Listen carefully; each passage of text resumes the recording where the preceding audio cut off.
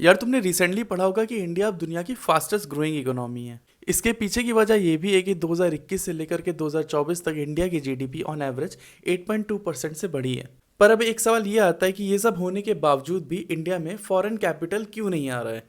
Indian express पर आज इस पे एक बहुत ही अच्छा आर्टिकल भी निकला है। एनएसओ के अकॉर्डिंग इंडिया की जीडीपी लास्ट के दोनों क्वार्टर्स में 7.4 एंड 7.8% से बढ़ी है। पिछले 5 सालों में 2023-24 को छोड़ दिया जाए तो भारत में जितना पैसा अंदर आया है उससे ज़्यादा आउटफ्लो हुआ है। इंडिया में जो लास्ट ईयर का कैपिटल इनफ्लो था वो 2008-9 से भी कम था, जबकि 2008-9 में दुनिया भर में मंदी आई थी, यानी कि रिसेशन आया हुआ था। इस साल के आंकड़े भी कह रहे हैं कि पिछली बार के कंपैरिजन में कैपिटल इनफ्लो जो है वो 40% तक घट चुका है।